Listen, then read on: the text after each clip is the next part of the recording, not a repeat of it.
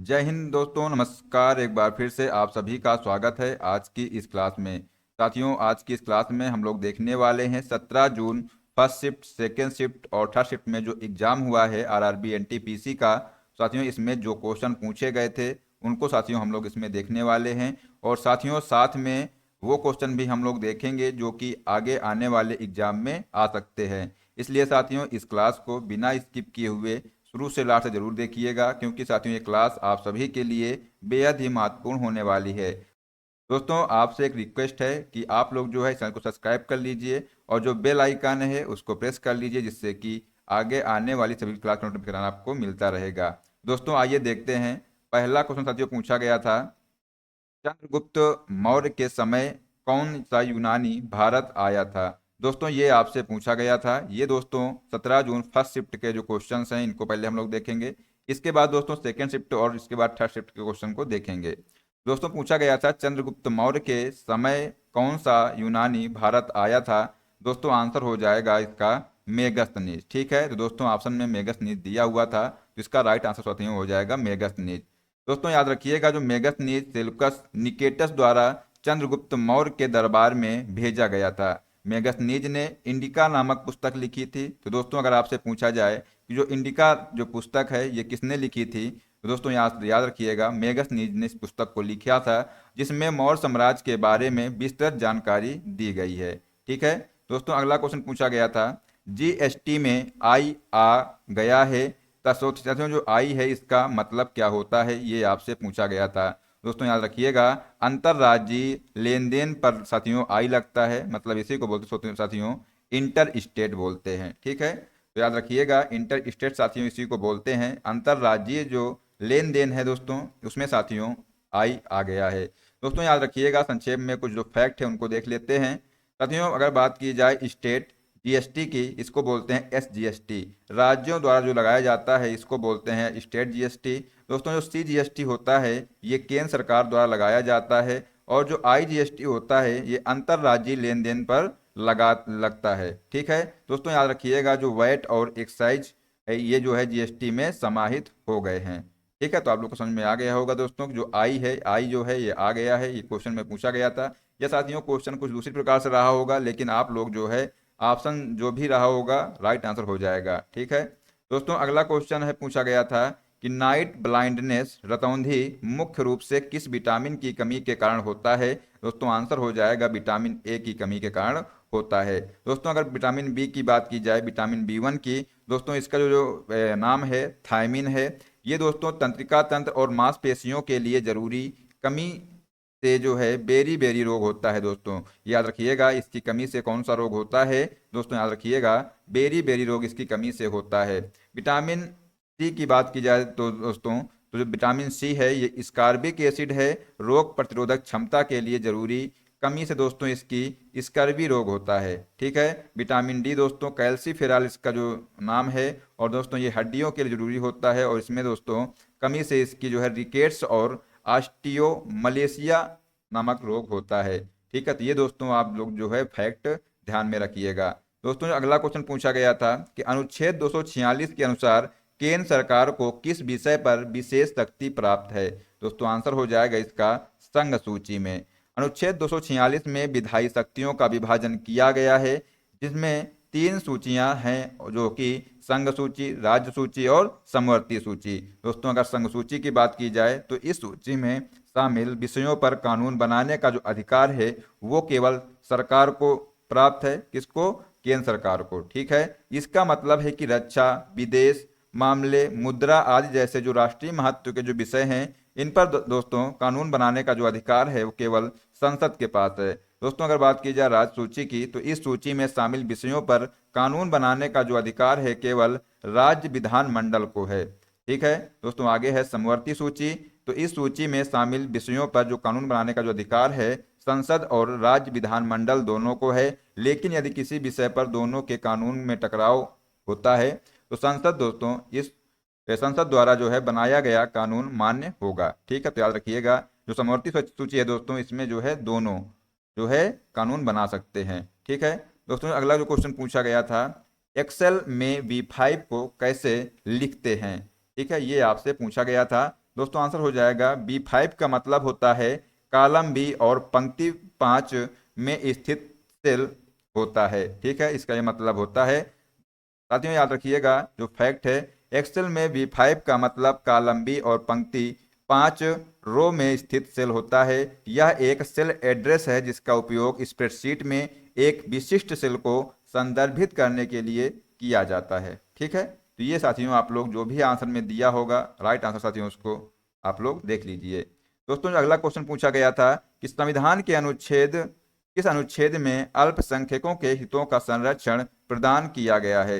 दोस्तों आर्टिकल 29 में जो है अल्पसंख्यकों के हितों का संरक्षण प्रदान किया गया है। दोस्तों अगर आर्टिकल 29 की बात की जाए तो भारत के नागरिकों के किसी भी वर्ग की अपनी एक विशिष्ट भाषा, लिपि या संस्कृति है। नागरिकों को उसे संरक्षित करने का अधिकार होता है। किसी भी नागरिक को केवल धर्म, मूल, वंश, जाति, भाषा या इनमें से किसी के आधार पर राज्य द्वारा संचालित या राजनिधि से सहायता प्राप्त किसी भी शैक्षणिक संस्थान में प्रवेश से वंचित नहीं किया जाएगा। ठीक है, तो ये साथियों आप लोग यहाँ से देख लीजिए आर्टिकल 29 में क्या दिया हुआ है। दोस्तों अगर आर्टिकल 27 की बात की जाए तो किसी विशेष धर्म के प्रचार के लिए करों के भुगतान से छूट, इसमें इसका साथियों बात की गई है। दोस्तों अगर वहीं पर आर्टिकल 28 की बात की जाए तो ये दोस्तों धार्मिक पूजा और शिक्षण संस्थान में भाग लेने की स्वतंत्रता प्रदान करता है। ठीक है, दोस्तों अगर वहीं पर बात की जाए अनुच्छेद 30 की तो साथियों इसमें जो है यह देश में शैक्षणिक संस्थानों की स्थापना और प्रशासन के लिए अल्पसंख्यकों के अधिकारों को बताता है। ठीक है, दोस्तों अगला क्वेश्चन पूछा गया था कि निम्नलिखित में से किसने लंदन में सर विलियम हट कर्जन वायली की हत्या की थी। दोस्तों आंसर हो जाएगा मदन लाल ढींगरा ने की थी। दोस्तों याद रखिएगा 1 जुलाई 1909 को लंदन में भारतीय क्रांतिकारी मदन लाल ढींगरा ने कर्जन वायली की हत्या कर दी थी, जो लंदन में इंडिया हाउस के सदस्य थे। ठीक है, तो अगर साथियों आपसे क्वेश्चन में पूछा जाए कि इन्होंने जो है साथियों इनकी हत्या कब की थी तो याद रखिएगा 1 जुलाई 1909 में की थी। ठीक है, ये पॉइंट साथियों आप लोग ध्यान में रखिएगा। दोस्तों अगला क्वेश्चन पूछा गया था राष्ट्रीय मानवाधिकार आयोग का मुख्यालय कहाँ स्थित है। दोस्तों ऑप्शन में दिया हुआ था नई दिल्ली, तो इसका राइट आंसर हो जाएगा साथियों नई दिल्ली में। ठीक है, अगर साथियों आपसे क्वेश्चन पूछा जाए कि इसकी स्थापना कब हुई थी तो याद रखिएगा 12 अक्टूबर 1993 में दोस्तों इसकी स्थापना हुई थी और न्यायमूर्ति वी रामा सुब्रमण्यम इसके वर्तमान अध्यक्ष हैं। अध्यक्ष और सदस्यों का साथियों जो कार्यकाल है ये 3 वर्ष या 70 वर्ष की आयु तक होता है, ये जो भी पहले हो। ठीक है, 2019 में संशोधन के बाद दोस्तों यह कार्यकाल 5 वर्ष से घटा करके 3 वर्ष कर दिया गया था। दोस्तों याद रखिएगा भारत में राष्ट्रीय मानवाधिकार आयोग में कुल कितने सदस्य होते हैं अगर आपसे पूछा जाए तो याद रखिएगा 12 सदस्य होते हैं। अगर दोस्तों आपसे पूछा जाए इनमें साथियों ये जो 12 सदस्य होते हैं इनमें एक अध्यक्ष होता है और 5 जो है पूर्वकालिक सदस्य होते हैं और 7 जो है दोस्तों ये पदेय सदस्य शामिल हैं। ठीक है, दोस्तों अगला क्वेश्चन पूछा गया था रामोसी विद्रोह किसके विरोध में हुआ था। तो दोस्तों जो रामोसी विद्रोह है उसमें 4 ऑप्शन दिए हुए थे। साथियों याद रखिएगा जो रामोसी विद्रोह है ये ब्रिटिश के विरोध में हुआ था।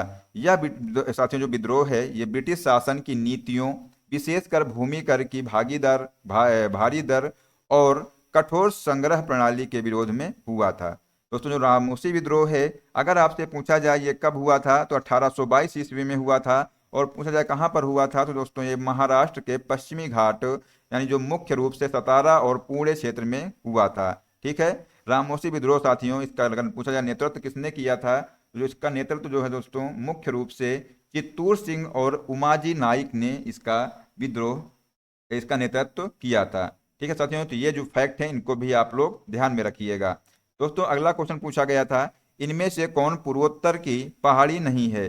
साथियों आपको 4 ऑप्शन दिए गए थे, इसमें साथियों हमको 3 ऑप्शन मिल पाए हैं। एक ऑप्शन साथियों आप लोग देख लीजिएगा क्या था। और साथियों याद रखिएगा जो पूर्वोत्तर की पहाड़ियां हैं नागा पहाड़ी, खासी पहाड़ी, पटकाई पहाड़ी, ये साथियों जो है पूर्वोत्तर की पहाड़ियां हैं। इसमें साथियों जो चौथा ऑप्शन दिया होगा ये साथियों इसका राइट आंसर हो जाएगा। पूछा गया था कि इसमें जो है पूर्वोत्तर की पहाड़ियां कौन सी नहीं है। ठीक है, तो साथियों जो चौथा ऑप्शन इसमें दिया होगा वही इसका राइट आंसर हो जाएगा। दोस्तों जो अगला क्वेश्चन पूछा गया था स्प्रिंग में मुख्य रूप से कौन सी तरंग उत्पन्न होती है। दोस्तों याद रखिएगा स्प्रिंग में मुख्य रूप से अनुदैर्ध्य तरंग उत्पन्न होती है। ठीक है, दोस्तों अगला क्वेश्चन पूछा गया था 1793 का चार्टर एक्ट के तहत शासन कितने वर्षों के लिए किया गया था। दोस्तों याद रखिएगा 20 वर्षों के लिए किया गया था, तो इसका राइट आंसर हो जाएगा 20 वर्ष। दोस्तों यहाँ पर जो और फैक्ट है इसको भी देख लीजिए। इस अधिनियम ने गवर्नर जनरल की शक्ति में भी वृद्धि की और भारत में कंपनी के मामलों की निगरानी के लिए नियंत्रण बोर्ड की स्थापना की थी। ठीक है दोस्तों, अगला क्वेश्चन पूछा गया था अप्रैल 2025 में श्रीलंका के किस शहर के मंदिर में प्रधानमंत्री नरेंद्र मोदी गए थे। दोस्तों याद रखिएगा अनुराधापुरा में साथियों ये गए थे। 6 अप्रैल 1925 को प्रधानमंत्री श्री नरेंद्र मोदी ने श्रीलंका के राष्ट्रपति महामहिम अनुराकुमारा दिसानायक के साथ अनुराधापुरा में पवित्र साथियों जया श्री महाबोधि मंदिर का दौरा किया था। ठीक है, तो साथियों ये आप लोग याद रखिएगा किस मंदिर पे गए थे। अगर पूछा जाए कि किस मंदिर पे गए थे तो ये जो है दोस्तों श्री महाबोधि मंदिर पर गए थे। ठीक है दोस्तों, अगला क्वेश्चन पूछा गया था उत्तरी भारत के मैदान में शीतकालीन वर्षा किस कारण से होती है। दोस्तों याद रखिएगा इसका आंसर हो जाएगा पश्चिमी विक्षोभ में। दोस्तों इसका राइट आंसर हो जाएगा। दोस्तों अगला क्वेश्चन पूछा गया था कि जब आप कंप्यूटर में स्लाइड शो जैसे पावर पॉइंट चला रहे हैं और चाहते हैं कि कोई आपकी स्लाइड ना देख सके तो इसके लिए आप क्या प्रयोग कर सकते हैं। दोस्तों याद रखिएगा आप ब्लैक स्लाइड या ब्लैक स्क्रीन का प्रयोग कर सकते हैं। इसका राइट आंसर हो जाएगा साथियों यही। और दोस्तों याद रखिएगा जो पावर पॉइंट में स्लाइड शो के दौरान आप बी या पीरियड डॉट की दबाएं तो स्क्रीन ब्लैक हो जाएगी। और दोस्तों याद रखना जो आप अगर डब्लू या कॉमा की दबाएं तो स्क्रीन व्हाइट हो जाएगी। तो ये दोस्तों आप लोग जो फैक्ट दिए हैं इनको भी आप लोग देख लीजिएगा। आपका जो भी साथियों ऑप्शन दिया होगा वो साथियों आपका राइट आंसर हो जाएगा।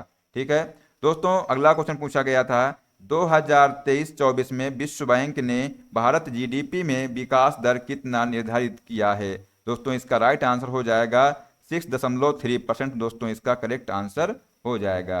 दोस्तों अगला क्वेश्चन पूछा गया था कि फिलीपींस के साथ $200 मिलियन का रक्षा समझौता किस मिसाइल प्रणाली की खरीद के लिए किया गया है। दोस्तों आंसर हो जाएगा आकाश मिसाइल प्रणाली के लिए किया गया है। यह जमीन से हवा में मार करने वाली मिसाइल प्रणाली है जिसे भारत के डीआरडीओ ने विकसित किया है। यह सौदा भारत और फिलीपींस के बीच दूसरा बड़ा रक्षा निर्यात होगा। और दोस्तों अगर बात की जाए इससे पहले 2022 में $375 मिलियन का ब्रह्मोस मिसाइल सौदा हुआ था। ठीक है, तो ये साथियों आप लोग याद रखिएगा ये कौन सी मिसाइल है, तो दूसरी मिसाइल है। ठीक है दोस्तों, अगला क्वेश्चन पूछा गया था रणजी ट्रॉफी 2024-25 का खिताब विदर्भ ने जीता है और विदर्भ टीम के दो साथियों कप्तान आपसे पूछा गया था। तो याद रखिएगा अक्षय वाडकर दोस्तों विदर्भ टीम के कप्तान थे। साथियों अगर बात की जाए केरल टीम के कप्तान कौन थे तो सचिन बेबी दोस्तों ये केरल टीम के कप्तान थे।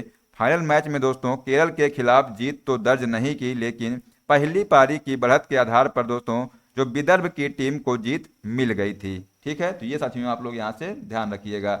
दोस्तों अगला क्वेश्चन पूछा गया था कि निम्नलिखित में से किसका उपयोग एरोसोल प्रोदक प्रशीतन और वातानुकूलन प्रयोजन के लिए किया जाता है। दोस्तों आंसर हो जाएगा फ्रीऑन का प्रयोग किया जाता है। ठीक है दोस्तों, तो ऑप्शन में दिया हुआ था फ्रीऑन। दोस्तों अगला क्वेश्चन पूछा गया था कि लाचित बरफुकन कौन था जिसके नाम पर अमित शाह ने पुलिस विभाग की स्थापना किए थे।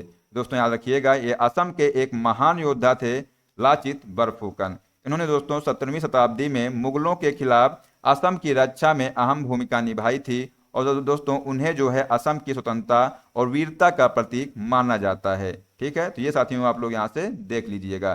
दोस्तों अगला क्वेश्चन पूछा गया था आईएमएफ द्वारा जनवरी 2025 में विश्व आर्थिक विकास का अनुमान कितना प्रतिशत रखा गया है। दोस्तों ये जो है 3.3% रखा गया है। दोस्तों अगला क्वेश्चन पूछा गया था कि वित्त वर्ष 2025-26 के लिए नए कर व्यवस्था में वेतनभोगी व्यक्तियों के लिए कितने लाख की आय पर कोई आयकर नहीं लगेगा। दोस्तों याद रखिएगा 12.75 लाख रुपए तक की आय पर दोस्तों ये जो है आयकर नहीं लगेगा। ठीक है दोस्तों, याद रखना यह सीमा 75,000 की मानक कटौती के कारण है जिसे 12 लाख रुपए की आय के साथ जोड़ा गया है। ठीक है साथियों, तो इसका आंसर हो जाएगा 12.75 लाख। ठीक है दोस्तों, अगला क्वेश्चन पूछा गया था कि रामप्पा मंदिर, जिसे काकतीय रुद्रेश्वर मंदिर के नाम से भी जाना जाता है, किस राज्य में है? ये दोस्तों आपसे पूछा गया था, तो आंसर हो जाएगा तेलंगाना में। निर्माण दोस्तों इसका 13वीं शताब्दी में काकतीय राजा गणपति देव के सेनापति जो है रेचारला रुद्र द्वारा करवाया गया था। और साथियों, यह मंदिर का निर्माण लगभग 40 वर्षों तक ये चला था। ठीक है, ये भी साथियों आप लोग ध्यान में रखिएगा। दोस्तों, अगला क्वेश्चन पूछा गया था, अंधी मलाई कहानी की लेखिका कौन है? दोस्तों ऑप्शन में दिया हुआ था महादेवी वर्मा। ठीक है, तो ये दोस्तों इसका राइट आंसर हो जाएगा। दोस्तों याद रखिएगा, अगर अगला क्वेश्चन पूछा गया था कि राजस्थान की सबसे बड़ी कृत्रिम मानव निर्मित झील निम्नलिखित में से कौन सी है? ये साथियों आपसे क्वेश्चन पूछा गया था, तो आंसर हो जाएगा जयसमंद झील। ठीक है दोस्तों, इसे जो है ढेबर झील के नाम से भी जाना जाता है, और दोस्तों यह जो है उदयपुर जिले में स्थित है। तो याद रखिएगा, ये जो फैक्ट है इसको भी आप लोग ध्यान में रखिएगा। दोस्तों अगला क्वेश्चन पूछा गया था, लोकपाल और लोकायुक्त अधिनियम कब आया था? तो याद साथियों ऑप्शन में दिया था 2013। ठीक है, तो इसका राइट आंसर हो जाएगा। साथियों याद रखिएगा, जो लोकपाल और लोकायुक्त अधिनियम है ये 2013 को भारत की संसद द्वारा पारित किया गया था, और इसे दोस्तों 1 जनवरी 2014 को राष्ट्रपति की स्वीकृति मिली थी, और यह अधिनियम 16 जनवरी 2014 से लागू हुआ था। तो दोस्तों याद रखिएगा, यहाँ पर पूछा गया है ये कब आया था, तब साथियों इसका आंसर हो जाएगा 2013 में आया था। अगर साथियों से पूछा जाए कि कब लागू हुआ था, दोस्तों याद रखिएगा 16 जनवरी 2014 को ये लागू हुआ था। दोस्तों अगर आपसे पूछा जाए कि भारत में पहला लोकपाल बिल कब पेश किया गया था, तो ये दोस्तों 1968 में संसद में पेश किया गया था। अगर साथियों आपसे क्वेश्चन पूछ लिया जाए कि लोकपाल के पहले अध्यक्ष कौन थे, तो याद रखिएगा जस्टिन पिनाकी चंद्र घोष दोस्तों लोकपाल के पहले अध्यक्ष थे। अगर दोस्तों आपसे पूछ लिया जाए, दोस्तों अगला क्वेश्चन पूछा गया था कि सिंधु घाटी सभ्यता का स्थल धौलावीरा किसके लिए प्रसिद्ध है? ये साथियों आपसे पूछा गया था। तो धौलावीरा सिंधु घाटी सभ्यता का एक प्रमुख स्थल है, जो अपनी उन्नत शहरी नियोजन, विशाल किलेबंदी, उच्च स्तरीय जल प्रबंधन प्रणाली और परिष्कृत जल संचयन व निकासी व्यवस्था के लिए प्रसिद्ध है। दोस्तों इनमें से जो ऑप्शन में दिया रहा होगा वो साथियों इसका राइट आंसर हो जाएगा। ठीक है दोस्तों, आइए देख लेते हैं अब सेकेंड शिफ्ट में जो क्वेश्चन पूछे गए थे उनको साथियों देखने वाले हैं। ठीक है, तो साथियों पहला क्वेश्चन यहाँ पर पूछा गया था, अनुच्छेद 43B किससे संबंधित है? ये साथियों क्वेश्चन पूछा गया था, तो आंसर हो जाएगा संविधान में सहकारी समितियों को बढ़ावा देने से संबंधित साथियों ये अनुच्छेद 43B है। दोस्तों यहाँ पर जो यह राज्य को स्वैच्छिक गठन, स्वायत्त कामकाज, लोकतांत्रिक नियंत्रण और दोस्तों पेशेवर प्रबंधन को बढ़ावा देने का प्रयास करने का दोस्तों ये निर्देश देता है। ठीक है, तो ये साथियों आप लोग यहाँ से फैक्ट ध्यान में रखिएगा। दोस्तों अगला क्वेश्चन पूछा गया था कि महिला IPL 2025, WPL 2025 की जो विजेता मुंबई इंडियंस की कप्तान कौन थी? ये साथियों आपसे पूछा गया था, तो आंसर हो जाएगा इसका हरमनप्रीत कौर। दोस्तों इसका करेक्ट आंसर हो जाएगा। महिला प्रीमियम लीग 2025 के खिताब मुकाबले में मुंबई इंडियंस ने दिल्ली कैपिटल्स को 8 रनों से हराकर अपना दूसरा खिताब जीता। ठीक है, ये साथियों फैक्ट जो है आप लोग ध्यान में रखिएगा। दोस्तों अगला क्वेश्चन पूछा गया था कि the full form of CD। दोस्तों CD का है फुल फॉर्म पूछा गया था, तो याद रखिएगा CD का फुल फॉर्म होता है कॉम्पैक्ट डिस्क होता है। ठीक है दोस्तों, अगला क्वेश्चन पूछा गया था कि अशोक और बिंदुसार के बीच क्या संबंध है? तो याद रखिएगा दोस्तों अशोक और बिंदुसार के बीच दोस्तों बिंदुसार का पुत्र थे, जो अशोक थे ये बिंदुसार के पुत्र थे। ये साथियों इसका राइट आंसर हो जाएगा। और दोस्तों एक पॉइंट याद रखिएगा, जो बिंदुसार हैं ये चंद्रगुप्त मौर्य के पुत्र और अशोक के पिता थे। ठीक है, तो ये भी साथियों आप लोग फैक्ट याद रखिएगा, एग्जाम में ये क्वेश्चन बन सकता है। दोस्तों अगला क्वेश्चन पूछा गया था कि हरिसेन किस राजा के दरबारी कवि थे? ये पूछा गया था, तो आंसर साथियों हो जाएगा समुद्रगुप्त। ठीक है साथियों, याद रखना जो इलाहाबाद स्तंभ शिलालेख, जिसे प्रयाग प्रशस्ति के नाम से भी जाना जाता है, में हरिसेन द्वारा रचित 33 पंक्तियों का उल्लेख है। ठीक है, ये साथियों आप लोग पॉइंट याद रखिएगा। अगर साथियों एक पॉइंट और याद रखिएगा, समुद्रगुप्त चंद्रगुप्त प्रथम का पुत्र और उत्तराधिकारी थे। ठीक है, ये भी साथियों आप लोग ध्यान में रखिएगा। और गुप्त वंश का सबसे महान शासक था समुद्रगुप्त। V.A. स्मिथ ने उन्हें भारत का नेपोलियन कहा है। तो साथियों अगर आपसे क्वेश्चन पूछा जाए कि भारत का नेपोलियन किसे कहा जाता है, तो दोस्तों आप लोग आंसर याद रखिएगा, समुद्रगुप्त को कहा जाता है। दोस्तों वहीं पर बाणभट्ट की बात की जाए तो ये दोस्तों राजा हर्षवर्धन के दरबारी कवि थे। ठीक है। और दोस्तों जो चंद्रवरदाई थे ये पृथ्वीराज चौहान के दरबारी कवि थे। और दोस्तों जो भवभूति थे ये कन्नौज के राजा यशोवर्मन के दरबारी कवि थे। ठीक है। तो ये साथियों आप लोग जो तीनों फैक्ट हैं इनको भी आप लोग ध्यान में रखिएगा। दोस्तों अगला क्वेश्चन पूछा गया था कि वर्तमान में भारत के लोकपाल अध्यक्ष कौन हैं। साथियों न्यायमूर्ति अजय मणिका राव खानविलकर ये दोस्तों वर्तमान में भारत के लोकपाल अध्यक्ष हैं। ये साथियों आप लोग ध्यान में रखिएगा। उन्हें दोस्तों 10 मार्च 2024 को पद की शपथ दिलाई गई थी। ठीक है। दोस्तों अगला क्वेश्चन पूछा गया था what is the full form of CMOS। ठीक है। इसका साथियों फुल फॉर्म पूछा गया था। दोस्तों इसका फुल फॉर्म होता है कंप्लीमेंट्री मेटल ऑक्साइड सेमीकंडक्टर। दोस्तों इसका फुल फॉर्म होता है। ठीक है। ये साथियों ऑप्शन में दिया हुआ था। दोस्तों अगला क्वेश्चन पूछा गया था इंदिरा पॉइंट कौन से द्वीप पर स्थित है। दोस्तों याद रखिएगा जो इंदिरा पॉइंट है ये अंडमान और निकोबार द्वीप समूह के ग्रेट निकोबार यानी जो बड़ा निकोबार दोस्तों द्वीप पर ये स्थित है। यह भारत का सबसे दक्षिणी बिंदु है। दोस्तों ये भी आप लोग पॉइंट याद रखिएगा। दोस्तों अगला क्वेश्चन पूछा गया था कि मणिपुर की वीरांगना रानी गाइदिनल्यू को रानी की उपाधि किसने दी थी। ये साथियों आपसे पूछा गया था। दोस्तों याद रखिएगा भारत के जो पहले प्रधानमंत्री थे पंडित जवाहरलाल नेहरू इन्होंने दोस्तों मणिपुर की वीरांगना रानी गाइदिनल्यू को रानी की उपाधि दी थी। दोस्तों नेहरू ने उनके साहस और स्वतंत्रता संग्राम में योगदान से प्रभावित होकर उन्हें रानी की उपाधि दी थी। दोस्तों अगला क्वेश्चन पूछा गया था कि MS वर्ड में बुलेट को ओपन कैसे करते हैं। ये आपसे पूछा गया था। दोस्तों याद रखिएगा जो सबसे पहले होम टैब में पैराग्राफ ग्रुप में बुलेट्स ऑप्शन पर क्लिक करना होगा और फिर जो है आप अपनी पसंद का बुलेट स्टाइल चुन सकते हैं। ठीक है। इसमें से जो भी ऑप्शन में दिया होगा वो साथियों राइट आंसर हो जाएगा। दोस्तों अगला क्वेश्चन पूछा गया था श्रीमती कुमुदिनी रजनीकांत लाखिया को किस क्षेत्र में उनके उत्कृष्ट योगदान के लिए वर्ष 2025 में पद्म विभूषण से सम्मानित किया गया था। तो वो दोस्तों कला के क्षेत्र में इनको किया गया था।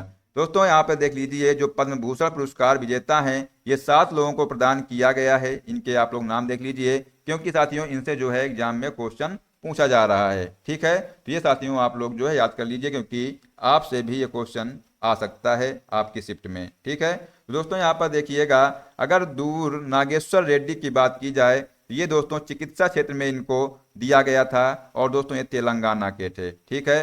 दोस्तों यहीं पर जो न्यायमूर्ति ये जो है सेवानिवृत्त हो गए थे ये श्री जगदीश सिंह खेहर इनको दोस्तों सार्वजनिक मामलों में के क्षेत्र में दिया गया था दोस्तों और ये दोस्तों चंडीगढ़ से संबंधित हैं। ठीक है। अगर दोस्तों बात की जाए श्रीमती कुमुदिनी रजनीकांत लाखिया ये साथियों आपसे क्वेश्चन पूछा गया था ये दोस्तों कला के क्षेत्र में इनको जो है दिया गया था।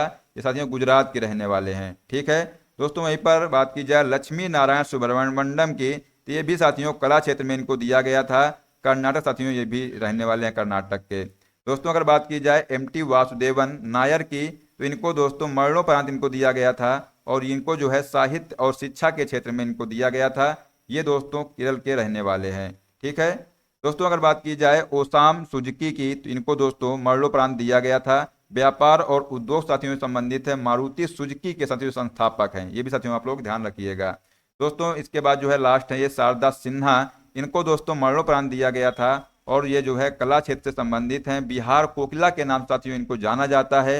ये साथियों बिहार से संबंधित हैं। ठीक है। तो ये भी साथियों आप लोग याद रखिएगा। जितने भी साथियों हमने आपको बताए हैं इनको आप लोग ध्यान में रखिएगा। दोस्तों अगला क्वेश्चन पूछा गया था कि लक्ष्मी नारायण सुब्रमण्यम को किस क्षेत्र में उनके उत्कृष्ट योगदान के लिए वर्ष 2025 में पद्म विभूषण से सम्मानित किया गया था। दोस्तों याद रखिएगा कला क्षेत्र में साथियों इनको सम्मानित किया गया था। ठीक है। दोस्तों अगला क्वेश्चन पूछा गया था प्रदूषण को कम करने के लिए व्हीकल EV 2.0 नीति किस केंद्र शासित प्रदेश में लागू की गई थी। दोस्तों आंसर हो जाएगा दिल्ली में। ठीक है। इस नीति के तहत दोस्तों पेट्रोल, डीजल और सीएनजी वाहनों की बिक्री और पंजीकरण पर चरणबद्ध तरीके से रोक लगाई जा रही है ताकि इलेक्ट्रिक वाहनों को बढ़ावा मिल सके। ठीक है दोस्तों, अगला जो क्वेश्चन पूछा गया था, इनमें से कौन सा राष्ट्रीय उद्यान राजस्थान राज्य में स्थित है, ये आपसे पूछा गया था। तो साथियों ऑप्शन में दिए हुए थे केवलादेव राष्ट्रीय उद्यान, रणथंभौर राष्ट्रीय उद्यान, मुकुंदरा हिल्स राष्ट्रीय उद्यान और मरुभूमि राष्ट्रीय उद्यान। ये साथियों ऑप्शन, ये यहाँ से साथियों ये जो है ये सभी जो है दोस्तों राजस्थान में स्थित है। तो इनमें साथियों इनमें से जो भी ऑप्शन में दिया होगा वो साथियों राइट आंसर हो जाएगा। ठीक है, तो ये साथियों जो चारों हैं ये चारों जो है राजस्थान में स्थित हैं। ठीक है, तो यहाँ से साथियों आप लोग देख लीजिएगा जो भी ऑप्शन में दिया रहा होगा वो इसका राइट आंसर हो जाएगा। दोस्तों अगला क्वेश्चन पूछा गया था, राष्ट्रीय पर्वत दिवस 2025 की थीम क्या है, ये साथियों आपसे क्वेश्चन पूछा गया था। तो समावेशी विकास के लिए पर्यटन दोस्तों ये जो है राष्ट्रीय पर्यावरण दिवस 2025 की थीम थी। ठीक है, हर साल दोस्तों ये 25 जनवरी को मनाया जाता है। और साथियों याद रखिएगा दक्षिण एशिया में आयोजित विश्व पर्यटन दिवस, अगर साथियों आपसे पूछा जाए ये साथियों जो है ये राष्ट्रीय पर्यटन दिवस था 2025 की थीम। यहाँ पर साथियों आप लोग याद रखिएगा दक्षिण एशिया में दोस्तों ये जो है विश्व पर्यटन दिवस 2025 के लिए दोस्तों निम्नलिखित विषय प्रस्तावित है। तो ये दोस्तों पर्यटन और सतत परिवर्तन। ठीक है, ये साथियों विश्व पर्यटन दिवस की थीम थी। अगर दोस्तों बात की जाए विश्व पर्यटन दिवस कब मनाया जाता है तो ये दोस्तों 27 सितंबर को मनाया जाता है और इसकी शुरुआत वर्ष 1980 में संयुक्त राष्ट्र विश्व पर्यटन संगठन के द्वारा हुई थी। ठीक है, तो ये साथियों यहाँ से आप लोग देख लीजिए। दोस्तों अगला जो क्वेश्चन पूछा गया था, एक नेटवर्क में एक MAC पता का प्रयोग क्या है। दोस्तों यह जो है विशिष्ट पहचान करता है जो नेटवर्क इंटरफेस कार्ड को सौंपा जाता है। यह एक हार्डवेयर पता है जो नेटवर्क पर प्रत्येक डिवाइस को अलग करता है और डेटा पैकेटों को सही गंतव्य तक पहुंचाने में मदद करता है। MAC पता एक आवश्यक घटक है जो नेटवर्क पर संचार को सक्षम बनाता है और नेटवर्क की सुरक्षा और प्रदर्शन को बनाए रखने में मदद करता है। तो उनमें से साथियों आप लोग यहाँ से जो भी ऑप्शन में दिया होगा वो साथियों राइट आंसर हो जाएगा। साथियों अगला क्वेश्चन पूछा गया था कि कौन सा एंजाइम प्रोटीन संश्लेषण के लिए सबसे महत्वपूर्ण है। दोस्तों याद रखिएगा एंजाइम पेप्टिडाइल ट्रांसफेरेज एक RNA एंजाइम प्रोटीन संश्लेषण के लिए साथियों ये जो है महत्वपूर्ण है। ठीक है, तो ये साथियों आप लोग यहाँ से देख लीजिएगा। दोस्तों जो अगला क्वेश्चन पूछा गया था, नीति आयोग के अनुसार 2013-14 से 2022-23 तक में जो गरीबी गैप में कितना अंतर हुआ था। दोस्तों याद रखिएगा आंसर हो जाएगा 17.89%। ठीक है, इतना साथियों अंतर हुआ था। भारत में बहुआयामी निर्धनता में उल्लेखनीय कमी आई है और जो वर्ष 2013-14 में 29.17% से घट करके वर्ष 2022-23 में 11.28% हो गई है, जो दोस्तों 17.89% अंक की कमी दर्शाता है। ठीक है, तो ये साथियों आप लोग ध्यान रखिएगा इसका राइट आंसर हो जाएगा 17.89%। दोस्तों अगला क्वेश्चन पूछा गया था, कैलाश मंदिर किस गुफा में स्थित है। दोस्तों ये जो है महाराष्ट्र के एलोरा में स्थित है, इसका राइट आंसर हो जाएगा। यह एलोरा की गुफा संख्या 16 में स्थित है। ये भी साथियों आप लोग ध्यान में रखिएगा। दोस्तों नेक्स्ट क्वेश्चन है, निम्नलिखित में से कौन सा विशेष रूप से उसके शहरी विकास विभाग शहरों और गांवों को दर्जा देने के लिए जिम्मेदार होती है। दोस्तों आंसर हो जाएगा राज्य सरकारें। ठीक है, ऑप्शन में ये दिया हुआ था। दोस्तों अगला क्वेश्चन पूछा गया था कि 1881 से कहाँ देसी रियासत थी। याद रखिएगा ये साथियों मैसूर में थी। 1881 में मैसूर रियासत को पुनः स्थापित किया गया था, यानी 1881 से दोस्तों मैसूर एक देसी रियासत थी। ब्रिटिश शासन के दौरान यह क्षेत्र भारतीय शासकों के अधीन एक स्वायत्त रियासत के रूप में रहा था। ठीक है, तो ये साथियों आप लोग यहाँ से ध्यान में रखिएगा। दोस्तों अगला जो क्वेश्चन था, मंदिर के उस स्थान को जहां लोग इकट्ठा या जमा होते हैं आमतौर पर क्या कहा जाता है। दोस्तों आंसर हो जाएगा मंडप कहा जाता है। ठीक है दोस्तों, और जो फैक्ट है उनको देख लीजिए यहाँ से। गर्भगृह को दोस्तों मुख्य देवता की प्रतिमा रखने के लिए बनाया गया है। गोपुरम दोस्तों दक्षिण भारतीय मंदिरों के प्रवेश द्वार पर बनी एक विशाल अलंकृत मीनार को कहते हैं और दोस्तों याद रखिएगा जो दक्षिण भारतीय मंदिरों में विमान जो है गर्भगृह के रूप की गर्भगृह के ऊपर की संरचना को कहा जाता है। यह एक पिरामिड नुमा टावर होता है जो मंदिर के मुख्य भाग यानी गर्भगृह को ढकता है। ठीक है, तो ये साथियों यहाँ पर देख लीजिएगा। दोस्तों अगला क्वेश्चन पूछा गया था कि निम्नलिखित में से किसने 1904 में अभिनव भारत नामक क्रांतिकारियों के एक गुप्त संगठन का निर्माण किया था। दोस्तों आंसर हो जाएगा बी.डी. सावरकर ने 1904 में किया था। इसकी स्थापना दोस्तों बी.डी. सावरकर और उनके भाई गणेश दामोदर सावरकर ने की थी। दोस्तों ऑप्शन में दिया था बी.डी. सावरकर। ठीक है, तो राइट आंसर हो जाएगा साथियों बी.डी. सावरकर। संगठन सशस्त्र विद्रोह में विश्वास करता था जो कुछ ब्रिटिश अधिकारियों की हत्याओं को अंजाम देता था। ठीक है, ये साथियों आप लोग फैक्ट ध्यान में रखिएगा। दोस्तों अगला क्वेश्चन पूछा गया था कि युद्ध अभ्यास टाइगर ट्रायम्फ साथियों किनके बीच में हुआ था। दोस्तों याद रखिएगा युद्ध अभ्यास दोस्तों टाइगर ट्रायम्फ भारत और अमेरिका के बीच आयोजित एक द्विपक्षीय त्रिसेवा संयुक्त मानवीय सहायता और आपदा राहत अभ्यास है। इसका चौथा संस्करण दोस्तों 1 से 11 अप्रैल 2025 तक विशाखापट्टनम और काकीनाड आंध्र प्रदेश में हुआ था। इसका उद्देश्य दोस्तों दोनों देशों की सेनाओं के बीच आपसी तालमेल, संयुक्त अभियान क्षमता और इंटरऑपरेबिलिटी को बढ़ाना है। इसमें समुद्र और भूमि दोनों पर सैन्य अभियानों, राहत और चिकित्सा शिविर और संयुक्त कमांड सेंटर की स्थापना जैसी गतिविधियां शामिल हैं। तो ये दोस्तों कथन के रूप में आया था कि कौन से कथन साथियों इसमें गलत है, ये आपसे पूछा गया था। तो इसमें दोस्तों ये 3 जो कथन दिए हुए हैं, ये तीनों सही हैं। जो साथियों चौथा कथन दिया रहा होगा वो साथियों इसका गलत आंसर हो जाएगा। ठीक है दोस्तों, अगला क्वेश्चन पूछा गया था इनमें से प्राइम मेरिडियन के निकटतम भारतीय शहर कौन सा है। दोस्तों याद रखिएगा अहमदाबाद जो है इसका राइट आंसर हो जाएगा। दोस्तों जो अगला क्वेश्चन पूछा गया था 2025 में ग्लोबल जेंडर इंडेक्स में कुल कितने प्रतिशत की गिरावट आई है। दोस्तों याद रखिएगा 68.8% दोस्तों ग्लोबल जेंडर इंडेक्स में गिरावट आई है। दोस्तों याद रखिएगा 2025 में ग्लोबल जेंडर गैप इंडेक्स में कुल स्कोर 68.8% रहा है, जो पिछले वर्षों की तुलना में सुधार दर्शाता है। ठीक है दोस्तों, जो अगला क्वेश्चन पूछा गया था कि हरित क्रांति का प्रभाव सबसे कम भारत के किस राज्य पर पड़ा था। दोस्तों आंसर हो जाएगा उड़ीसा में। ठीक है दोस्तों, यहाँ से देख लीजिएगा पंजाब, हरियाणा और जो पश्चिम बंगाल, उत्तर प्रदेश, पश्चिमी उत्तर प्रदेश में इसका सबसे अधिक प्रभाव देखा गया था। ठीक है दोस्तों, यहाँ पर पूछा गया है सबसे कम प्रभाव किस राज्य में पड़ा था, तो इसलिए साथियों इसका राइट आंसर हो जाएगा उड़ीसा में। जबकि दोस्तों असम, बिहार, पश्चिम बंगाल और उड़ीसा जैसे पूर्वी राज्यों में इसका प्रभाव न्यूनतम रहा है। ठीक है, तो दोस्तों ऑप्शन में हिसाब से साथियों इसका राइट आंसर साथियों हो जाएगा उड़ीसा। ठीक है दोस्तों, अगला क्वेश्चन पूछा गया था इस दवा किसके उपचार में उपयोग किया जाता है। दोस्तों याद रखिएगा जो यौन संचारित जो संक्रमण होता है इसके लिए दोस्तों इसके उपचार में किया जाता है। इसका मुख्य उपचार दोस्तों पेनिसिलिन और अन्य एंटीबायोटिक दवाओं से किया जाता है। ये भी साथियों फैक्ट आप लोग ध्यान में रखिएगा।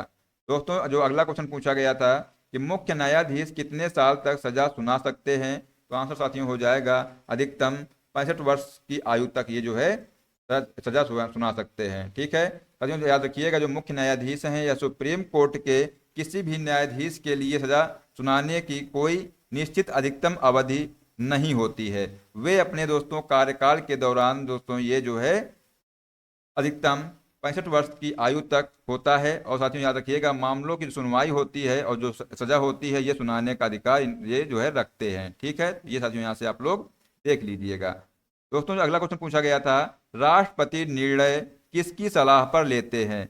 दोस्तों यहाँ पे ध्यान दीजिएगा जो राष्ट्रपति है ये अपने निर्णय मुख्य रूप से प्रधानमंत्री की अध्यक्षता वाली मंत्रिपरिषद की सलाह पर लेते हैं। दोस्तों जो भारतीय संविधान के अनुच्छेद 74 के अनुसार राष्ट्रपति को मंत्रिपरिषद की सलाह मानना अनिवार्य है। यदि राष्ट्रपति चाहे तो सलाह को पुनर्विचार के लिए लौटा सकते हैं, लेकिन मंत्रिपरिषद द्वारा दोस्तों दोबारा वही सलाह दिए जाने पर राष्ट्रपति को उसे मानना ही होगा। ठीक है, तो ये साथियों आप लोग यहाँ से देख लीजिएगा।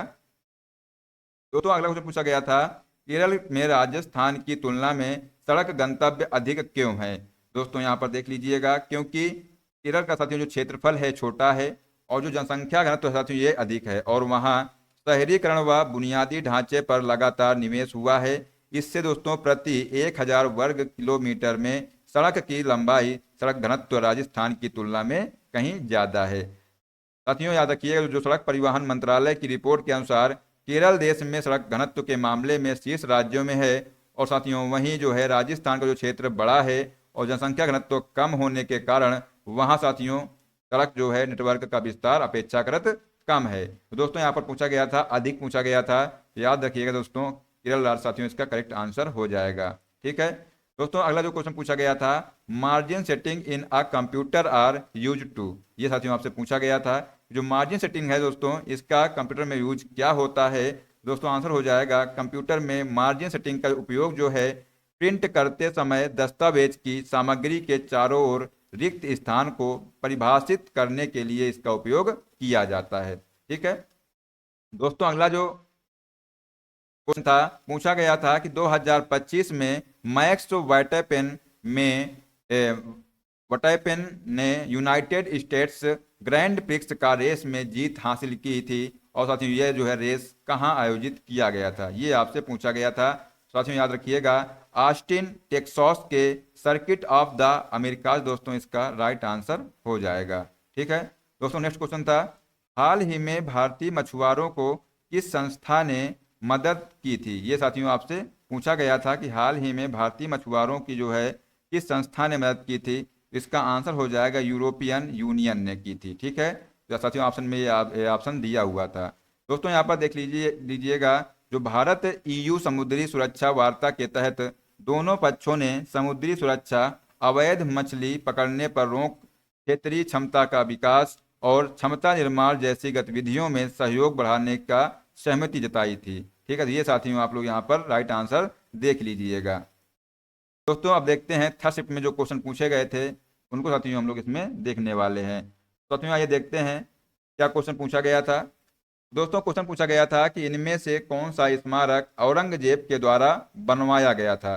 साथियों याद रखिएगा, जो बीबी का मकबरा है इसको जो है दोस्तों औरंगजेब के द्वारा बनवाया गया था। तो साथियों इसका राइट आंसर हो जाएगा, यह मकबरा दोस्तों औरंगाबाद महाराष्ट्र में स्थित है। अगर आपसे पूछा जाए कि जो मकबरा है ये कहाँ पर स्थित है, तो ये दोस्तों औरंगाबाद में स्थित है, महाराष्ट्र में। और इसे औरंगजेब की पत्नी राबिया उद दौरानी की याद में बनवाया गया था। इसे दोस्तों दक्कन का ताज भी कहा जाता है। और दोस्तों याद रखिएगा, इसके अतिरिक्त औरंगजेब ने बादशाही मस्जिद जो कि लाहौर में है और मोती मस्जिद दोस्तों जो कि दिल्ली में है, इसका भी निर्माण करवाया था। तो ये दोस्तों जो फैक्ट दिए हैं इनको भी आप लोग ध्यान में रखिएगा, ये एग्जाम में आ सकते हैं। ठीक है दोस्तों, जो अगला क्वेश्चन पूछा गया था कि किस संविधान संशोधन अधिनियम द्वारा स्वतंत्रता के मौलिक अधिकारों की संख्या को 7 से घटाकर 6 किया गया। तो दोस्तों ये जो 44वां संविधान संशोधन हुआ था 1978 में, इसके द्वारा संपत्ति के अधिकार को मौलिक अधिकारों की सूची से हटाकर संविधान के अनुच्छेद 300 ए के अंतर्गत कानूनी अधिकार के रूप में ये रखा गया था। ठीक है, तो इसका साथियों राइट आंसर हो जाएगा संविधान संशोधन 1978। ठीक है, ये साथियों इसका करेक्ट आंसर हो जाएगा। तो अगला क्वेश्चन पूछा गया था, सबसे ज्यादा बौद्ध स्मारक किसके काल में बनाए गए थे। ये साथियों आपसे क्वेश्चन पूछा गया था।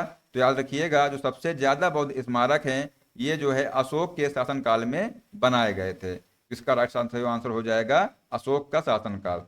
दोस्तों अगला क्वेश्चन पूछा गया था कि गंगा के मैदान में इनमें से कौन सा क्षेत्र नहीं आता है। ये साथियों आपसे पूछा गया था। तो याद रखिएगा, इसका आंसर हो जाएगा पंजाब। ठीक है, जो साथियों जो पंजाब क्षेत्र है ये गंगा के मैदान में नहीं आता है। दोस्तों जो अगला क्वेश्चन पूछा गया था कि निम्नलिखित में से कौन सा भारत में शहरी विकास मिशन है। तो दोस्तों जो स्मार्ट सिटी मिशन, अमृत मिशन, इसे जो है 25 जून 2015 को शुरू किया गया था। और दोस्तों जो प्रधानमंत्री आवास योजना है ये शहरी योजना है दोस्तों, इसको भी दोस्तों ये भी जो है शहरी विकास मिशन के तहत साथियों ये तीनों जो है इनकी शुरुआत की गई थी। लेकिन दोस्तों ऑप्शन में दिया हुआ था अमृत मिशन, इसलिए साथियों इसका राइट आंसर हो जाएगा साथियों अमृत मिशन। ठीक है, ये साथियों आप लोग ध्यान में रखिएगा।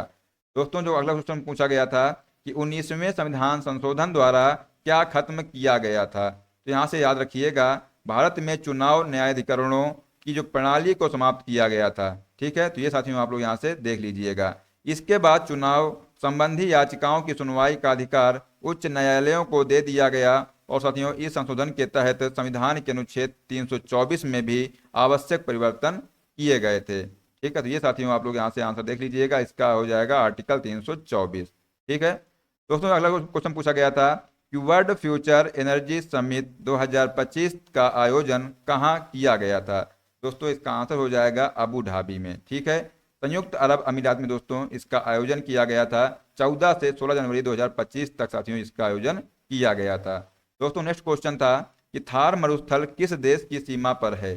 तो साथियों आंसर हो जाएगा पाकिस्तान और भारत की सीमा पर दोस्तों ये स्थित है। इसका अधिकांश भाग दोस्तों भारत के राजस्थान, गुजरात, पंजाब और दोस्तों हरियाणा राज्यों में है, जबकि इसका कुछ हिस्सा पाकिस्तान के सिंध और पंजाब प्रांतों में भी फैला हुआ है।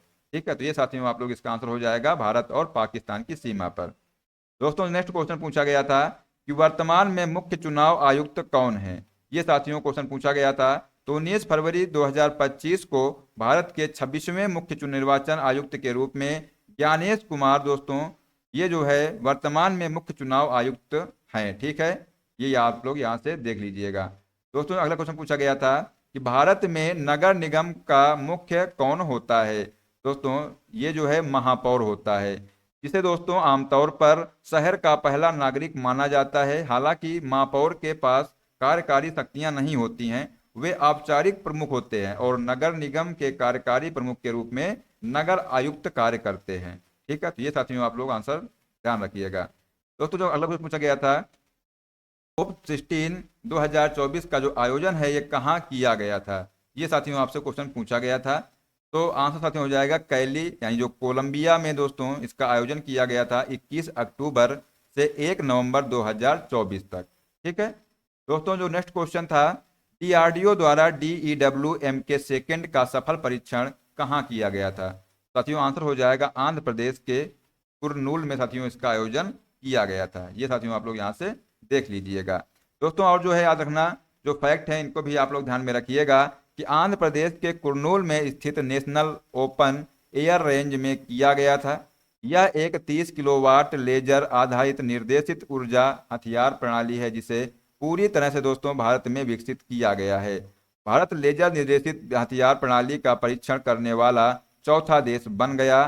संयुक्त साथियों याद रखिएगा जो संयुक्त राज्य अमेरिका, रूस, चीन के बाद दोस्तों ये जो भारत है ये चौथा देश बन गया है। ठीक है, ये भी साथियों जो फैक्ट हैं इनको भी आप लोग ध्यान में रखिएगा। दोस्तों अगर आपसे क्वेश्चन पूछा जाए कि रक्षा अनुसंधान एवं रक्षा संगठन DRDO की किस प्रयोगशाला ने लेजर निर्देशित हथियार प्रणाली MK2A विकसित की है, दोस्तों इसका आंसर हो जाएगा हैदराबाद स्थित उच्च ऊर्जा प्रणाली एवं विज्ञान केंद्र। इसका करेक्ट आंसर आप लोग ध्यान रखिएगा। दोस्तों अगर आपसे पूछ लिया जाए कि DRDO द्वारा विकसित लेजर निर्देशित हथियार प्रणाली MK2A की रेंज क्या है, तो ये दोस्तों 5 किलोमीटर है। ठीक है, अगर दोस्तों यहीं पर आपसे पूछ लिया जाए कि वर्तमान में DRDO के अध्यक्ष कौन है, तो डॉक्टर समीर V कामत दोस्तों वर्तमान में DRDO के अध्यक्ष हैं। ये साथियों जो क्वेश्चन है इनको आप लोग ध्यान में रखिएगा, ये जो है एग्जाम में आएंगे। ठीक है दोस्तों, जो अगला क्वेश्चन पूछा गया है कि शारदा सिन्हा किससे संबंधित हैं जिन्हें 2025 में पद्म विभूषण से सम्मानित किया गया है। तो दोस्तों हमने आपको जो पद्म विभूषण हैं इनकी जो लिस्ट बताई थी। ठीक है, तो वहाँ साथियों आप लोग देख लीजिएगा। दोस्तों वैसे तो साथियों इसका आंसर हो जाएगा कला लोक संगीत के क्षेत्र में दोस्तों इनको जो है पद्म विभूषण से सम्मानित किया गया है। ठीक है, लोक गायिका शारदा सिन्हा को दोस्तों कला लोक संगीत के क्षेत्र में उनके योगदान के लिए राष्ट्रपति द्रौपदी मुर्मू ने दोस्तों मरणोपरांत पद्म विभूषण से सम्मानित किया है इनको। ठीक है, तो ये साथियों आप लोग यहाँ से ध्यान में रखिएगा। दोस्तों अगला क्वेश्चन पूछा गया था कि CH3COOH जो कि एसिटिक एसिड है में H मिलाने पर दोस्तों जल में घुलने पर क्या बनाते हैं। ये साथियों आपसे पूछा गया था। दोस्तों यहाँ पर याद रखिएगा जो एसिटेट आयन जो है और हाइड्रोनियम आयन H3O+ बनाता है ये। ठीक है, तो ये साथियों याद रखिएगा। दोस्तों अगला क्वेश्चन पूछा गया था कि निम्नलिखित में से कौन सी नदी नमचा बरवा पर्वत पर एक गहरी खाई बनाती है। दोस्तों इसका आंसर हो जाएगा ब्रह्मपुत्र नदी। ठीक है, तो ये दोस्तों नामचा बरवा पर्वत जो है पर एक गहरी खाई बनाती है। वहीं पर दोस्तों याद रखिएगा हिमालय की जो सबसे गहरी जो घाटी है सिंधु नदी द्वारा ये बनाई गई है। ये भी साथियों आप लोग ध्यान में रखिएगा। दोस्तों अगला क्वेश्चन पूछा गया था कि शिवालिक के समांतर क्षेत्र को क्या कहते हैं। दोस्तों आंसर हो जाएगा भाभर और तराइया दून। ठीक है, इनमें साथियों जो भी आंसर में ऑप्शन में दिया होगा वो राइट आंसर हो जाएगा। ठीक है दोस्तों, अगला क्वेश्चन पूछा गया था कि हाल ही में भारतीय हवाई अड्डा प्राधिकरण के अध्यक्ष के रूप में किसे नियुक्त किया गया है।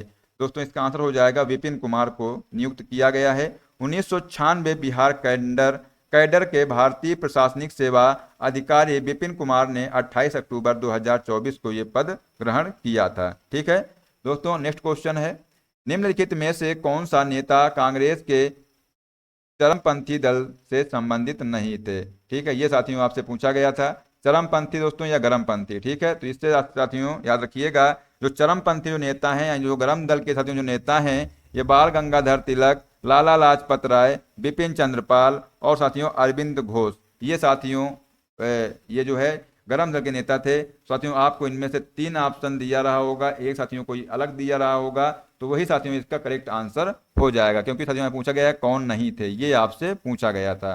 दोस्तों वहीं पर याद रखिएगा, जो प्रमुख नरम दल के जो नेता थे, इनमें से तो दोस्तों दादा भाई नौरोजी, गोपाल कृष्ण गोखले, सुरेंद्र नाथ बनर्जी, फिरोज शाह मेहता, राम बिहारी घोष, पंडित मदन मोहन मालवीय, डब्ल्यू सी बनर्जी, ये दोस्तों ये जो है नरम दल के नेता थे। ठीक है, तो इनको भी आप लोग ध्यान में रखिएगा। दोस्तों नेक्स्ट क्वेश्चन था, निम्नलिखित में से किस धातु का उपयोग विद्युत तार बनाने के लिए किया जाता है। तो आंसर हो जाएगा कॉपर और एल्युमिनियम का प्रयोग किया जाता है। ठीक है दोस्तों, नेक्स्ट क्वेश्चन था, गुप्त काल में वापी, तड़ाग और दीर्घुला का संबंध निम्न में से किससे है। ये साथियों आपसे पूछा गया था। दोस्तों याद हो रखिएगा, आंसर साथियों हो जाएगा तालाब से है। ठीक है दोस्तों, नेक्स्ट क्वेश्चन था कि राजभाषा आयोग गठित करने के प्रावधान संविधान के कौन से अनुच्छेद में है। ये साथियों क्वेश्चन आया था, तो आंसर हो जाएगा अनुच्छेद 344 में है। ठीक है, भारतीय संविधान के भाग 17 में अनुच्छेद 343 से 351 तक राजभाषा हिंदी के संदर्भ में विशेष प्रावधान किए गए हैं। भारतीय संविधान का अनुच्छेद 343 संघ की आधिकारिक भाषा के रूप में देवनागरी लिपि में हिंदी को मान्यता देता है। अनुच्छेद 343 या 343 फर्स्ट हिंदी को भारत सरकार की आधिकारिक भाषा के रूप में संदर्भित करता है। तो इनमें साथियों जो भी ऑप्शन में दिया होगा वो साथियों इसका राइट आंसर हो जाएगा। दोस्तों नेक्स्ट क्वेश्चन पूछा गया था, हरियाणा विधानसभा चुनाव 2024 के बारे में कौन सा कथन सही है। तो ये दोस्तों 4 कथन दिए हुए थे और साथियों इनमें से पूछा गया था कि कौन सा कथन सही है। तो दोस्तों यहाँ पर देख लीजिएगा, बीजेपी ने वहाँ सरकार बना ली थी, ये दोस्तों सही है। और दोस्तों बीजेपी पिछली बार से ज़्यादा सीट लाई थी, ये भी सही है। बीजेपी पिछली बार से कम सीट लाई थी, ये दोस्तों गलत हो जाएगा। ठीक है, और साथियों यहाँ पर बताया गया है बीजेपी का जो वोट शेयर था ये 39.94% और कांग्रेस का जो वोट शेयर था ये 39.09% रही है। तो ये भी दोस्तों सही है। ठीक है, इसमें दोस्तों पूछा गया है कौन सा कथन सही है, तो यहाँ पर ऑप्शन दिए थे ये साथियों, इसमें से ओनली फर्स्ट, सेकंड और फोर्थ साथियों, ये साथियों इसका करेक्ट आंसर हो जाएगा।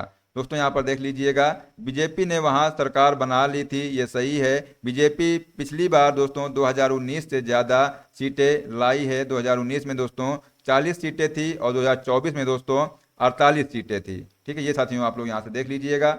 और दोस्तों जो अगला है, हरियाणा विधानसभा चुनाव 2024 में भारतीय जनता पार्टी या जो बीजेपी दोस्तों है इसको 39.94% वोट और कांग्रेस को दोस्तों 39.09% वोट मिले हैं। और दोनों पार्टियों के बीच वोट प्रतिशत का अंतर केवल 0.85% रहा है। ठीक है दोस्तों, नेक्स्ट क्वेश्चन पूछा गया था कि कंप्यूटर में कीप नेक्स्ट से क्या होता है। ये साथियों क्वेश्चन पूछा गया था। तो जो कंप्यूटर में दोस्तों कीप नेक्स्ट एक विशेषता है जो गूगल कीप में उपलब्ध है, और यह आपको किसी नोट को किसी विशिष्ट स्थान पर पहुंचने पर या किसी विशिष्ट समय पर याद दिलाने के लिए सेट करने की अनुमति देता है। दोस्तों अगला जो क्वेश्चन पूछा गया था, 1292 में विदिशा पर किसका शासन था। ये साथियों आपसे क्वेश्चन पूछा गया था। दिल्ली सल्तनत के खिलजी वंश का साथियों शासन था। ठीक है, विदिशा में, यहाँ से देख लीजिएगा। दोस्तों नेक्स्ट क्वेश्चन पूछा गया था कि हाल ही में जारी आवधिक श्रम बल सर्वेक्षण की रिपोर्ट के अनुसार सबसे कम बेरोजगारी दर वाला राज्य कौन सा है। दोस्तों आंसर हो जाएगा मध्य प्रदेश, इसका करेक्ट आंसर हो जाएगा। हाल ही में जारी आवधिक श्रम बल सर्वेक्षण 2023-24 की रिपोर्ट के अनुसार सबसे कम बेरोजगारी दर वाला राज्य जो है मध्य प्रदेश है। वहां दोस्तों बेरोजगारी दर केवल 2.6% है। इसके बाद दोस्तों गुजरात जो है 3.1% और झारखंड दोस्तों 3.6% का स्थान रहा है। ठीक है, तो दोस्तों इसका राइट आंसर साथियों हो जाएगा मध्य प्रदेश। सबसे अधिक की दोस्तों बात की जाए, जो सबसे अधिक बेरोजगारी दर है वो राज्य है केरल है। ठीक है, जहां कुल साथियों जो बेरोजगारी दर है ये 29.9% दर्ज की गई है। ठीक है, साथियों यहाँ पर पूछा गया था सबसे कम बेरोजगारी दर किसकी है, तो आंसर हो जाएगा मध्य प्रदेश की है। तो अगला जो क्वेश्चन पूछा गया था, भारत और रूस का इंद्र अभ्यास कथन वाला साथियों प्रश्न पूछा गया था, इसमें कथन दिए हुए थे। तो याद रखिएगा, जो भारत और रूस का जो इंद्र अभ्यास एक द्विपक्षीय सैन्य अभ्यास है जो 2003 से नियमित रूप से आयोजित किया जा रहा है। इसका उद्देश्य दोस्तों दोनों देशों की सेनाओं के बीच सहयोग, अंतर संचालन क्षमता और रणनीतिक तालमेल को बढ़ाना है। इंद्र अभ्यास थल, वायु, नौसेना तीनों स्तरों पर आयोजन किया जाता है। 2025 में इसका 14वां संस्करण 28 मार्च से 2 अप्रैल तक चेन्नई यानी जो भारत और बंगाल की खाड़ी में 2 चरणों में आयोजित हुआ। इसमें सामरिक युद्धाभ्यास, लाइव फायरिंग, वायुरोधी ऑपरेशन, हेलीकॉप्टर लैंडिंग और दोनों देशों के जहाजों व विमानों ने भाग लिया था। दोस्तों उसमें से चौथा ऑप्शन साथियों अलग दिया होगा, वही साथियों इसका करेक्ट आंसर हो जाएगा। ये साथियों जितने अगर कथन दिए रहे होंगे तो ये कथन सही हैं। ठीक है, ये आप लोग यहाँ से देख लीजिएगा। दोस्तों नेक्स्ट क्वेश्चन पूछा गया था कि MSME के अंतर्गत कौन से उद्योग आते हैं। साथियों इसका आंसर हो जाएगा बड़ा उद्योग। ठीक है, ये साथियों इसका राइट आंसर हो जाएगा। जो MSME होता है दोस्तों सूक्ष्म लघु मध्यम उद्योग साथियों इसमें आते हैं। के अंतर्गत साथियों माइक्रो यानी जो सूक्ष्म है, लघु स्मॉल है और दोस्तों मध्यम उद्योग आते हैं, ना कि साथियों बड़े उद्योग। तो दोस्तों यहाँ पूछा गया था कौन से उद्योग आते हैं, तो साथियों इसका राइट आंसर कौन से उद्योग नहीं आते हैं, ये साथियों आपसे पूछा गया था। तो याद रखिएगा जो बड़ा उद्योग इसमें नहीं आता है। ठीक है, ये साथियों आप लोग याद रखिएगा। ठीक है दोस्तों, बड़े उद्योग जो है MSME की श्रेणी में शामिल नहीं होते हैं। जो MSME जो है परिभाषा निवेश और टर्नओवर के आधार पर तय होती है। दोस्तों बात की जाए जो सूक्ष्म उद्योग होते हैं ये 1 करोड़ तक निवेश और 5 करोड़ तक टर्नओवर कर सकते हैं। जो दोस्तों लघु उद्योग होते हैं ये 10 करोड़ तथा निवेश और 50 करोड़ तक टर्नओवर कर सकते हैं। और जो मध्यम उद्योग होते हैं दोस्तों ये 20 करोड़ तक निवेश कर सकते हैं और 100 करोड़ तक टर्नओवर कर सकते हैं। ठीक है, तो यहाँ साथियों आप लोग ये फैक्ट आप लोग ध्यान में रखिएगा। दोस्तों नेक्स्ट क्वेश्चन पूछा गया था कि अग्नाशय से स्रावित इंसुलिन हार्मोन किन कोशिकाओं से स्रावित होता है। दोस्तों याद रखिएगा ये इसका आंसर हो जाएगा बीटा कोशिकाओं से। ठीक है दोस्तों, जो अग्नाशय होता है, अग्नाशय से स्रावित हार्मोन मुख्यतः 3 प्रकार के होते हैं। दोस्तों ये होता है इंसुलिन जो कि बीटा कोशिकाओं से स्रावित होता है। जो ग्लूकागॉन होता है ये अल्फा कोशिकाओं से स्रावित होता है। और जो सोमाटोस्टैटिन होता है दोस्तों ये जो है डेल्टा कोशिका से स्रावित होता है। ठीक है, ये साथियों आप लोग यहाँ पर देख लीजिएगा। दोस्तों यहाँ पर पूछा गया था इंसुलिन के बारे में साथियों, तो याद रखिएगा ऑप्शन नंबर 20 का राइट आंसर हो जाएगा बीटा कोशिकाओं से। ठीक है दोस्तों, नेक्स्ट क्वेश्चन पूछा गया था महाराष्ट्र के मूर्ति भंजक किसे माना जाता है। ये साथियों आपसे क्वेश्चन पूछा गया था, तो आंसर हो जाएगा विष्णु शास्त्री चिपलूणकर। दोस्तों इसका करेक्ट आंसर हो जाएगा। ठीक है, चिपलूणकर को दोस्तों महाराष्ट्र में दोस्तों मूर्ति भंजक के रूप में जाना जाता है, जो विशेष रूप से मराठी साहित्य और राष्ट्रीय आंदोलनों में अपनी भूमिका के लिए जाने जाते हैं।